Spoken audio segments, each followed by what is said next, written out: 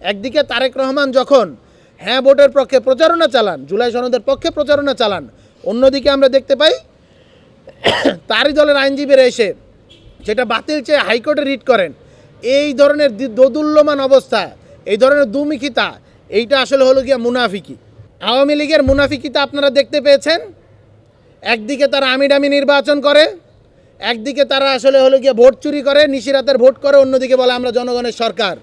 এই মুনাফিকিতার জন্য বাংলাদেশের জনগণ তাদেরকে পিটায় দিল্লিতে পাঠাইছে এবং আপনারা দেখতে পেয়েছেন তাদের কোনো সাহায্যকারী নাই। একই অবস্থা যদি অন্য কেউ করতে চায় তাদের অবস্থা এটা হবে। আল্লাহ তাআলা নজির সবসময় দেখা যান, মুনাফিকরা কারো সাহায্য পায় না এবং তাদের অবস্থান আসলে সবসময় জাহান্নামের সর্বনিম্ন স্তরেই হয়। আজকে আমাদের মনে হয়েছে যে খালেদা জিয়া, আমাদের আপসীর নেত্রী, বাংলাদেশের সাবেক প্রধানমন্ত্রী, তার মৃত্যুবরণ করার পর তার যে কফিন, সেই কফিনে আজকে বিএনপি শেষ যে পেরেক সেটা ঠুকে দিল।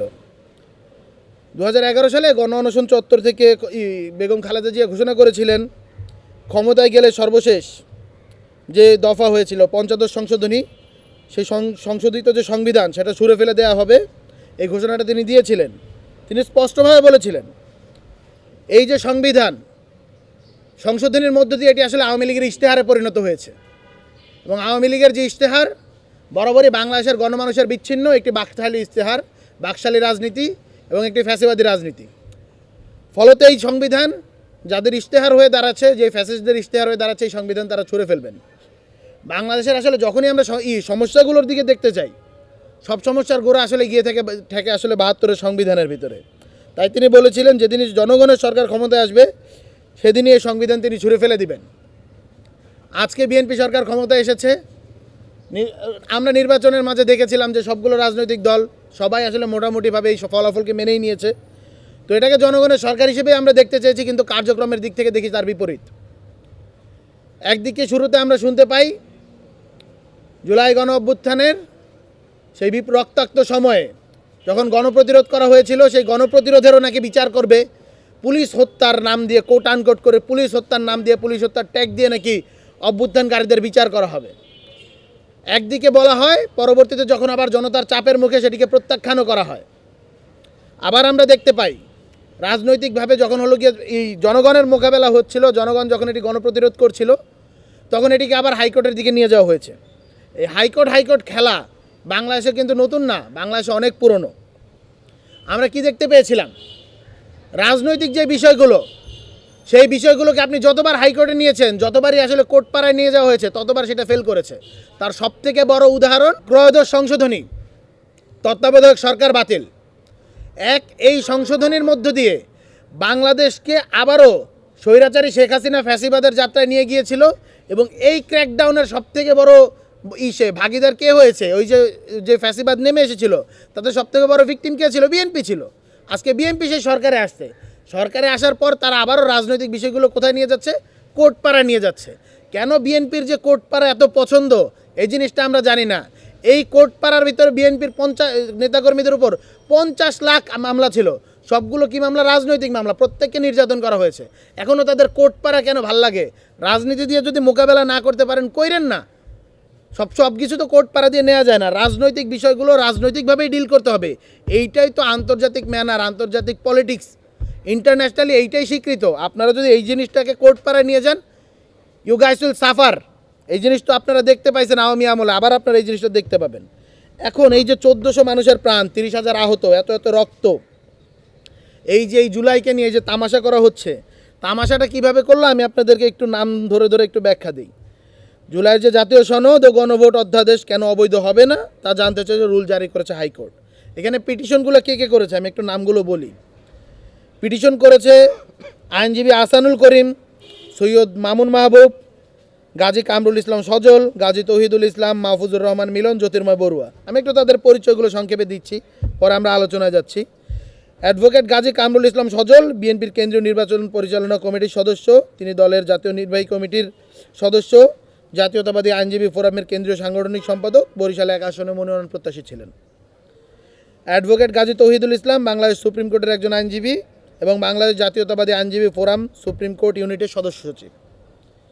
তিনি ছাত্রদলের কেন্দ্রীয় সংসদের সাবেক সহ আইন বিষয়ক সম্পাদক ছিলেন এছাড়াও তিনি বরগুনা 1 আসনে বিএনপি থেকে মনোনয়ন প্রত্যাশী ছিলেন। মাহফুজুর রহমান মিলন বিএনপির প্যানেল থেকে সুপ্রিম কোর্ট আইনজীবী সমিতির ভারপ্রাপ্ত সম্পাদক এবং বিএনপির দলীয় আইনজীবী এবং রাজশাহী 1 তানোর গোদাগাড়ী আসনের মনোনয়ন প্রত্যাশী ছিলেন।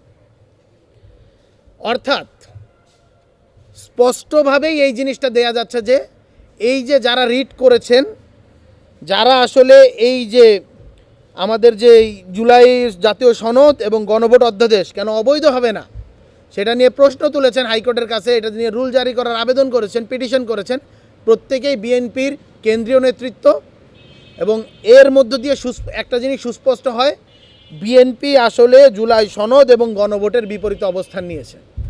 এখন বিএনপি যদি বলে যে তারা এটাতে নেয় নাই, বিপরীত অবস্থান নেয় নাই, তাহলে এই যে তাদের যে কেন্দ্রীয় নেতৃত্ব আছে তাদেরকে শোকজ করেন, আপনারা তাদের থেকে বিরুদ্ধে ব্যবস্থা নেন, আপনারা তাদেরকে জিজ্ঞেস করেন, তাদের দিকে এই জিনিসটা সরায় নেন। তারা যদি এই জিনিসে স্ট্যান্ড থাকে তাহলে তাদেরকে বহিষ্কার করেন। আপনারা যদি এটা না করেন বাংলাদেশের জনগণ তো ধরেই নেবে আপনারা প্রত্যেকেই এটা আসলে বিএনপির কেন্দ্রীয় নির্দেশে হচ্ছে এবং একদম স্পষ্টভাবে তারেক রহমানের নির্দেশেই এই জিনিসটা হচ্ছে। অন্যথায় একদিকে তারেক রহমান যখন হ্যাঁ ভোটের পক্ষে প্রচারণা চালান, জুলাই সনদের পক্ষে প্রচারণা চালান, অন্যদিকে আমরা দেখতে পাই তারই দলের আইনজীবীরা এসে সেটা বাতিল চেয়ে হাইকোর্টে রিট করেন। এই ধরনের দোদুল্যমান অবস্থা, এই ধরনের দুমুখিতা, এইটা আসলে হলো গিয়া মুনাফিকি। এখন মুনাফিকের অবস্থান তো জাহান্নামের সর্বনিম্ন স্তরে। সূরা নিসার আয়াত নম্বর 145 আল্লাহ তাআলা বলেছেন, নিশ্চয়ই মুনাফিকরা জাহান্নামের সর্বনিম্ন স্তরে থাকবে আর তুমি কখনো তাদের জন্য কোনো সাহায্যকারী পাবে না। আওয়ামী লীগের মুনাফিকিতা আপনারা দেখতে পেয়েছেন। একদিকে তারা আমিডামি নির্বাচন করে, একদিকে তারা আসলে হলো গিয়ে ভোট চুরি করে, নিশিরাতের ভোট করে, অন্যদিকে বলে আমরা জনগণের সরকার। এই মুনাফিকিতার জন্য বাংলাদেশের জনগণ তাদেরকে পিটায় দিল্লিতে পাঠাইছে এবং আপনারা দেখতে পেয়েছেন তাদের কোনো সাহায্যকারী নাই। একই অবস্থা যদি অন্য কেউ করতে চায় তাদের অবস্থা এটা হবে। আল্লাহ তাআলা নজির সবসময় দেখা যান মুনাফিকরা কারো সাহায্য পায় না এবং তাদের অবস্থান আসলে সবসময় জাহান্নামের সর্বনিম্ন স্তরেই হয়। এখন আমি রাজনৈতিক জায়গা থেকে আসলে কিছু কথাবার্তা বলতে চাই। এখন রাজনৈতিক যে বিষয় বলি, এটা তো আদালতের এখতিয়ারভুক্ত কখনোই ছিল না। ত্রয়োদশ সংশোধনী আমরা দেখতে পেয়েছি, তত্ত্বাবধায়ক সরকারের কথা আমরা এই জিনিসটা বলেছিলাম। এছাড়াও আমরা দেখতে পেয়েছিলাম রাজপথ থেকে যখন কোটা আন্দোলন হয়েছিল, সেই কোটা আন্দোলনের ভিত্তিতে পরিপত্র জারি করা হয়েছিল। আমরা আবারও যখন সেটা পরিপত্র বাতিল করা হয়েছে, আমরা যখন রাজপথে নামি তখন আবারও আমাদের হাইকোর্ট দেখানো হয়েছিল। আমরা বলেছিলাম এটা নির্বাহী আদেশের বিষয়, আপনারা আমাদেরকে হাইকোর্ট দেখান না। সেই হাইকোর্ট দেখানোর ফলাফল আপনারা দেখেছেন। সেই আন্দোলনের রেশ জুড়ে জুলাই গণ অভ্যুত্থান রচিত হয় এবং স্বৈরাচারী শেখ হাসিনার পতন ঘটে। সুতরাং রাজনৈতিক বিষয়গুলিকে রাজনৈতিকভাবেই থাকতে দেন, রাজনৈতিকভাবে মোকাবেলা করেন। রাজনৈতিকভাবে যদি আপনারা মোকাবেলা না করেন এর বিপদটা আপনারা ডেকে আনতেছেন। কেন আমি সেই জিনিসটা বলি, জুলাইয়ের যে জাতীয় সনদ বাস্তবায়ন আদেশ, এই জিনিসটা যদি অসাংবিধানিক হয় তবে এই অসাংবিধানিক কার্যকলাপে জড়িত থাকার জন্য বর্তমান বাংলাদেশের সরকার সহ যত রাজনৈতিক দল আছে প্রত্যেকে এটার জন্য দায়ী। কারণ আমরা কি দেখতে পাইছিলাম, এই অসাংবিধানিক সরকার, একটা ইন্টারিম গভর্নমেন্ট, তাদের আন্ডারে একটা ঐক্যমত্য কমিশন গঠন হয়েছিল। সেই ঐক্যমত্য কমিশনে সবাই গিয়েছিল, প্রত্যেকটা রাজনৈতিক দল সেই ঐক্যমত্য কমিশনের অংশ ছিল এবং প্রত্যেকেই মোটা দাগে সেইখান থেকে যে জুলাই সনদ হয়েছে, যে ইগুলো হয়েছিল সব জায়গায় কিন্তু প্রত্যেকে স্বাক্ষর করেছে। সুতরাং আজকে যদি ঐক্যমত্য কমিশন বাতিল হয়, আজকে যদি জুলাই সনদ বাতিল হয়, তাহলে সংবিধান বিরোধী কাজ করার জন্য জনাব তারেক রহমান সংবিধান বিরোধী কাজ করেছে, তার এখানে সংবিধান বিরোধী রাষ্ট্রদ্রোহিতার মামলা হওয়া উচিত। ডক্টর শফিকুর রহমান এটা করেছে, তার রাষ্ট্রদ্রোহিতার মামলা হওয়া উচিত। নাহিদ ইসলাম গিয়েছে, তার রাষ্ট্রদ্রোহিতার মামলা হওয়া উচিত। আমরা দেখতে পেয়েছিলাম বর্তমান বাংলাদেশের স্বরাষ্ট্রমন্ত্রী সালাউদ্দিন আহমেদ, তিনি তো বিএনপি থেকে অ্যাসাইন ছিলেন ঐক্যমত্য কমিশনে যাওয়ার জন্য।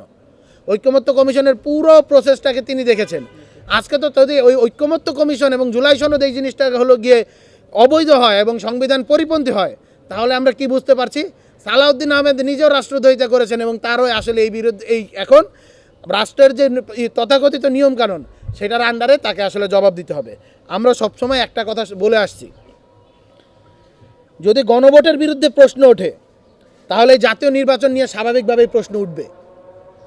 যেহেতু জুলাই সনদ বাস্তবায়ন আদেশ 2025-এর 8টি ধারায় একই দিনে জাতীয় নির্বাচন ও গণভোটের কথা উল্লেখ করা হয়েছে, সুতরাং বিদ্যমান সংবিধান অনুযায়ী 2026 সালের নির্বাচনেরও কোনো সুযোগ ছিল না।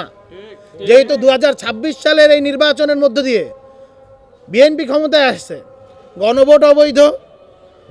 আপনারা বলবেন যে হলো গিয়ে এই যে জুলাই সংবিধান অবৈধ, এই নতুন যে সনদ জুলাই সনদ জাতীয় সনদ অবৈধ, এবং এই যে নতুন যে সরকার আসছে সেটাও অবৈধ, তারেক রহমানের যে নেতৃত্বে যে মন্ত্রিসভা ক্যাবিনেট হয়েছে সেটাই অবৈধ, এবং এই সরকারের যত নিয়োগ হয়েছে সব অবৈধ।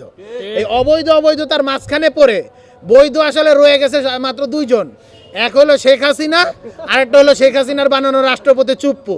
এই দুইজনকেই আবার আপনারা বাংলাদেশের রাষ্ট্র ক্ষমতায় বসায় দেওয়ার ষড়যন্ত্র করতেছেন কিনা, কারা কারা এই জিনিসটা করতেছে, আমরা এই জিনিসটার প্রশ্ন রাখতে চাই। আমরা একদম স্পষ্টভাবে বলতে চাই, আমরা যারাই কিনা এই সংবিধানের দোহাই দিয়ে, সাংবিধানিক ইগুলার দোহাই দিয়ে এই ধরনের ঘটনাগুলো ঘটাচ্ছেন, তাদের আসলে আমরা হলো গিয়া তাদের সদিচ্ছা নিয়ে আমরা প্রশ্ন তুলতে চাই। আমরা 4 নম্বর জায়গায় আমরা বলতে চাচ্ছি, আমরা শুরু থেকে একটা কথাই বলে আসছি, আসলে সব কিছুর গোড়া আসলে যা মিলে হলো গিয়া 72-এর সংবিধানে।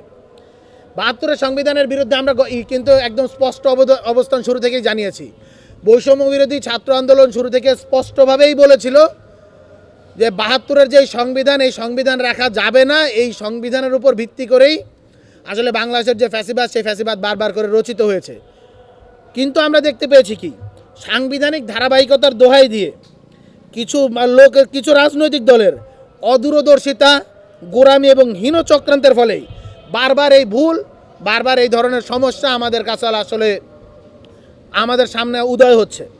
তো সুতরাং একটা কথা স্পষ্টভাবে বলতে চাই, আমাদের যদি সমস্যা সমাধানের দিকে যেতে হয় 72-এর সংবিধানের দিকে যেতে হবে।